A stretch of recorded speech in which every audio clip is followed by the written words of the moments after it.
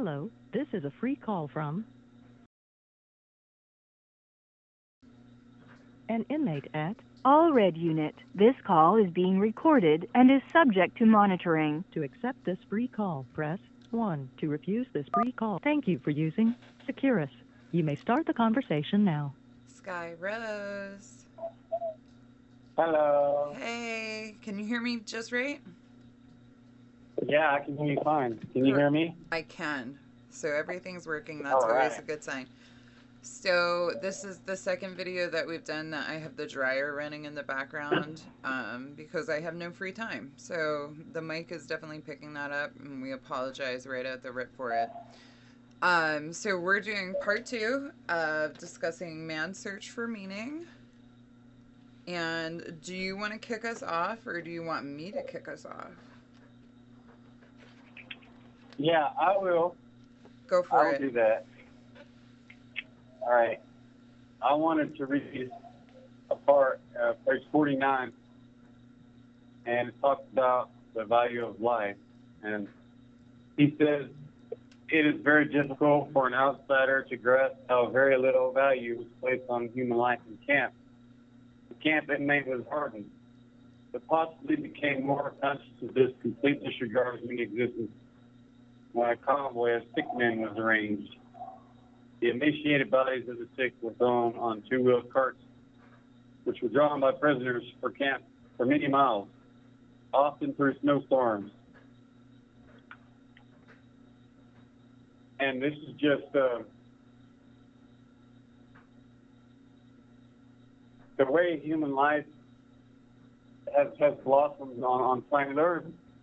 You know, we've come to a point where I think that a lot of us take for granted how valuable it is because it just seems so common, right? But then in this situation where, you know, you're faced with death on a day-to-day basis, the stark reality of how frail we are as humans, it becomes evident in his writing. And it stuck out to me, you know, being locked up. You know, I've witnessed several violent acts, and you know, since I've been here, and it just you get to a point where maybe you're a little desensitized to it, and it takes an initiative for somebody who's in a situation like this to have value of it. And you know, you might hear somebody yelling in the background right now here where I'm at. Yeah, it's picking it up a little bit. What's going on for the unit today? Why are they yelling? Well, you know, we've been in the house all day. We haven't had a chance to go outside, and you know, they're telling us that we can't go outside because they don't have enough staff. Yeah. And you know, when you're in the house all day, you're locked in the cage, basically. You know, you want to get out of here. You know, and yeah. You know, I was thinking about the passage that, and it applies to what you're talking about now, where when you adapt and you become used to something, I was thinking, you know, anything can become our new normal if we're faced with it enough, and we can become just indifferent to it, where, you know, being short-staffed at this point is just another day for you. Like, it's almost like this happens all the time, you know, and that, you know, right. Part of that, the fact that it's just becoming like this normal occasion is how you adapt to it, is it just becomes the new normal. As humans, we're so adaptable, and you can put us in surreal circumstances like Viktor Frankl was, and adjust to it and have it just be another day. And, you know, that brings us back to, it's, you know, our body's self-defense mechanism. It's how we survive. As humans, we're very, very adapt to survival and adapting to Right. new situations and new normals. So I was thinking about that, which This quote I stumbled across today, and I'll tell you why. It's just been on my mind. I was watching another influencer's video, and she was talking about the rule where you have to know somebody prior to them being locked up to have in-person visits. And so she lied. And I was like, well, yeah. Like, sometimes we lie in certain situations, even though lying is inherently wrong. Like, we say it's not right to lie, you know, like, you shouldn't do that. But in certain circumstances, like, it's really justified, and, like, maybe that's your only option. I was thinking, like, when people steal, but it's to feed their family. Like, maybe they're hungry and they're stealing from the grocery store. That happens all the time now because prices are so crazy high, and self-checkout is just a regular thing where people just don't scan it and they throw it in their cart. If you're starving and you steal, does it still make it wrong? And, like, are things inherently right or wrong, or does it depend on the situation? And I've been mulling that over, like, just a lot, and I came across this quote in the book where it says, and I'm on page 19 in my copy, and I know it's a little different for yours, but it says, an abnormal reaction to an abnormal situation is normal behavior. I know, it's powerful, because if you're in an abnormal situation like prison and you're reacting in an abnormal way, maybe you're lying or maybe you're fighting when you're not a violent person, you know, it is normal to do those things when you were in an abnormal situation. Like, most people would choose to do that because the situation is so different from our norm that we compare these inherently right or wrong situations to. So that's what I've been mulling over for a while. I've just been, like, thinking and, like, processing and trying to decide, like, lying, is it right or wrong? You know, stealing, is it right or wrong? The situation, does that change it from being inherently right or wrong? And I think there's a lot to unpack there, but when I ran across that quote, I thought, like, yeah, that's what I'm trying to figure out. Like, that, you know, abnormal behavior and reactions to abnormal situations is normal. Like, most people would do something really abnormal in an abnormal environment or situation. What's your thought on that? I think it has a lot to do with our reality models that we're currently experiencing as people. Everybody has their own reality model. If you judge by the consensus quo, like you would say, what is normal? You know, it changes though, because it's all relative. You know, these are just concepts that we come up with for us to structure our reality. And once you start to realize that it's all really flexible, you know, being locked up, you know, having met so many people who have done things that were considered bad or not normal and are in prison and being held against their will because of these decisions that they made, you know, you can definitely see how it goes. It's really a case-by-case basis. Like, I know a guy who, you know, he got a African assault charge for defending his own property. You know, a guy had come on his property and was broken in his house and was in the process of going to the bedroom where his wife or his daughter, I can't remember the specific details. But his loved one. But because he was a felon, they charged him. Mm-hmm. Because he had a prior. And he had already been, you know, he had already gotten out and he had already served his time before. Right. So it's just this whole thing, it's a situational thing, you know. The privilege, the rich and the powerful can do what normal people can't do because they have money to pay for the court fees. They have money, so it's a structure, it's like this hierarchy. it's the hierarchy of things. Where you fit on that hierarchy really determines, what your right or wrong is. Right. Well, and even with like abnormal behavior to abnormal reactions, like situations, we were addressing the yelling in the background. Most of us don't sit at home and just scream unless we're very mentally ill, but I think it's the understanding that, we might be screaming if we have been locked in a 6x9 cell all day long with no freedom of movement and not able to breathe fresh air and starting to get that stir crazy, I've been locked in for too long. You might start yelling because it's such an abnormal thing to be enclosed in a small space like that. And yes, you're all used to it by now because you've done it day in, day out, but that doesn't mean that psychologically it's like any easier. And so like the reaction that we're getting from him is to yell and scream, and like even though he knows he's not going to change the situation, that is his abnormal reaction to this abnormal situation of being enclosed in a very small space for a long amount of time. And so I just found that quote really, really profound, and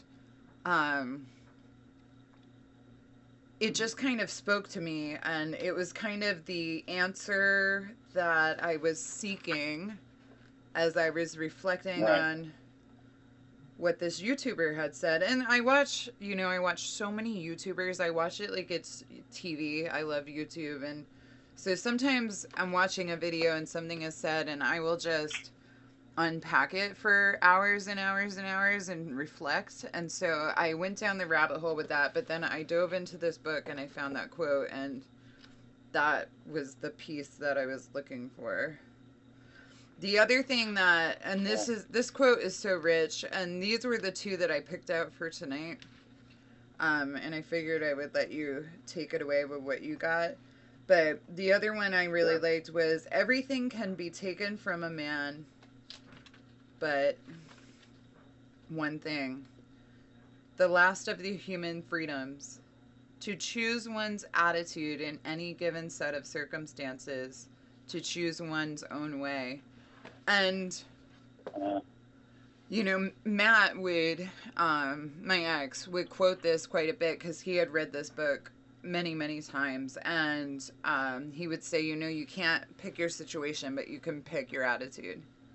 You can't pick your circumstances, but you can always pick your attitude. And he's right. And there's so many times, especially when, working as much as I am right now, I'm not always happy to go.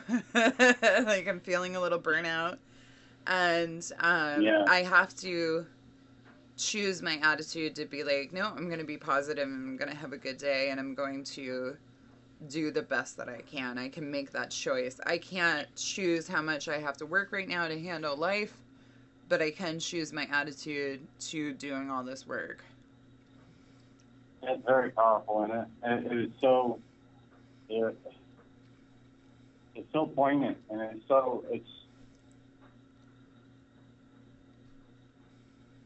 life-changing when you grasp that. If you haven't had it before, the understanding that you really do have control over how you respond to your situation. Like nothing can really affect you in any other way than the way you allow it to. Nothing short of like extreme pain and death. Like really, literally, like it's everything that we experience is filtered through our thoughts. And our thoughts create our reality. That goes back to what we were talking about earlier, how we construct this reality. You're breaking up just a little bit. I don't know if you moved in the cell or if your headset is being a little wonky, but can you try your last sentence again? Because it got a little fuzzy. Sure. Yeah, it may be the Wi-Fi. It's okay. So we're going to struggle through it. Right. The last thing I remember saying was just we create our own reality through our thoughts, and when you learn the power of being able to change your thought pattern in a situation like you just did, even in utilizing the principle that, your attitude, you determine that, and any given situation, nothing short of extreme physical pain, but even that can be overcome. Look at the guys who walk on fire and sit in the cold ice and, are able to, through their minds, to literally, change their reality. Override the pain. And I think in life, and I know that, you have lost so much more than I've ever lost in my life, although I have experienced loss, and that universal feeling of losing things in life is what, binds us all together in that human experience. So we both can relate to losing stuff in life. I think so much can be taken from you. So much. Like, you can lose your job, you can lose your house. At one point, I didn't know if I was going to be homeless or not. Like, I had a lot going on in my 20s where, I just lost a lot. Like, this great job that I had, my mental health, like, my home, and, like, all of my security. And all of that can be taken from you in life. And there's very few things that we really hold on. And I think, Frank L. is so correct, and you can always choose your attitude. I think it's, the choice of your attitude, your experience, and your knowledge or education are the only things in life that never truly get taken from you. Nobody can take what your life experience from you. Nobody can take your education or knowledge from you. And nobody can take your ability to choose your attitude. And so that's 3 things. I just felt spirit come in. They must like that. So, for me, those are the 3 things in life that you never lose. They can never be taken. And that's what makes them so powerful. I had done a job interview to teach at the prison, and they really liked me. I didn't have the right certificate, and they asked me, what would you say to somebody that was in prison to get them to want their education? And I was like, I would tell them it's one of the only things that can't be taken from them, which is, good answer for a job interview, right? Like, a good answer. But it's true, that was the paper shredder. In an environment like prison, education is so important because, especially for our lifers, so much has been taken that it's one of the only things that they can truly have without it being taken away, along with, their ability to choose what attitude they're having with their circumstances. All right. Anyways, those are my thoughts on that. I'm going to let you take it back over, Skye. Well, the quote that I have here, it just kind of goes like a good segue. It connects to, what we're talking about. It says, page 63, he says, the way in which a man accepts his fate and all the suffering it entails, the way in which he takes up his cross, gives him ample opportunity, even under the most difficult of circumstances, to add a deeper meaning to his life. It may remain brave, dignified, and unselfish, or in the bitter fight for self-preservation, he may forget his human dignity and become no more than an animal. Here lies the chance for a man either to make use of or to forgo the opportunities of attaining the moral values that a difficult situation may afford him, and this decides whether he is worthy of his sufferings or not. Now, that's the paragraph that I read, and being and the situation where a lot of times you get to observe people losing their human dignity, and I've done it. That I went into a psychologist that was treated by banging on the door because we weren't getting our rec, and I lost my ability to distinguish what I was doing, and went into autopilot, and I think that it's so much to be gained from understanding how much value there is in suffering.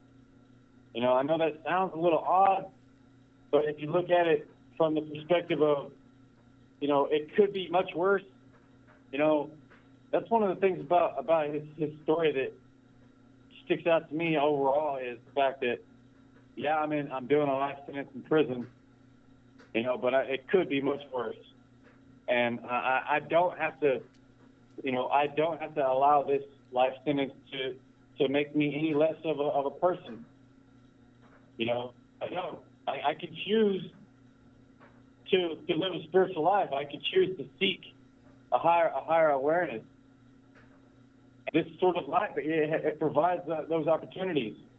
I have ample time to meditate during the day. I have ample time to pursue education, to practice yoga, to do art, to write songs and poems, and that some people would consider that to be a really valuable commodity across the world. It's all a matter of perspective. And here again, we come back to thoughts create our reality. And so, and oh, sorry, ADHD. I was thinking, I think for you and I, we both really do believe that thoughts create our reality, because there's a lot of magic in our thinking, especially when we look on it at the manifesting side of our thoughts. Yeah, definitely. And I'm a firm believer that, yes, absolutely, we can set our intentions, we can pray our way, we can manifest. You can call it whatever you want. I believe it's all the same thing. That when we think on something over and over again, and how we think really attracts what we're going to get. It also controls how we're going to perceive any given situation. So, right. Manifesting, I think, is complex. Like, when you think of it, like, from the viewpoint of the New Age spiritual movement of manifesting, there's a lot more that goes into it than just your thoughts. I think, it's respecting the law of balance, it's action, taking meaningful action. So I think, our atheist friends could tell us that manifesting is setting a goal and working towards it. Well, yes, with manifesting, setting a goal and working towards it is a huge part of getting what you want. But you also have to be able to change your thinking and shift it enough to pursue that goal long enough to have it come into fruition. I think that's how you say that word. I'm trying to sound smart. I think that's how you say that word. But for things to manifest, like, you need to be able to take action, which means you need to be able to stay in the thought process around that action and believing that it's possible and choosing your attitude every day to make it happen. It's not, I think a lot of people think manifesting is, I'm just going to think positive thoughts, and we're getting kind of off track, but let's go there. It's not just, I'm going to think positive and all this good stuff is going to come. So, like, when I think of things that I've manifested that I should have been more specific, like, I wanted to manifest not living paycheck to paycheck, which, great goal to manifest, lofty goal. It meant that I had to learn about personal finance. It meant that I had to pay off all my debt. You have been with me for the last 5 years while I have tackled paying off all my debt, and we're only halfway through. So, right. But I had to change the way I thought about money. I had to change the way I used money, and I had to change the way that I was living my lifestyle to be able to get to the place where it's better. Now, halfway through, I can say, even if I don't get to my goal, I am much better off than I was when I started. Yeah. And so you've still manifested to a certain degree that goal that you had set from the beginning, right? Right. And so, but it brings us back to, every day, because I work day after day after day, not getting a break, trying to tackle this lofty goal, I have to wake up and choose my attitude. Often I throw on a YouTuber and I will listen to, like, just financial stuff. Like, I'll be at the gym just listening to financial audits and, like, just trying to keep myself in the right headspace around it. because it can be so lofty and hard to do. It's a big goal, right? So our thoughts and the way we perceive our reality and how we tackle our goals and stay kind of in it to win it, it is important. And our attitude showing up is important, because there's been so many times where I just wanted to be like, screw it, I'd rather be broke and have a day off. But then I have to like rewind and be like, you know what? No, like I'd rather show up and make this money, pay my debt, so in the long run I can buy back my time. Because by not having any debt, I'm not freeing myself of work. You know, I am freeing myself of working all the time.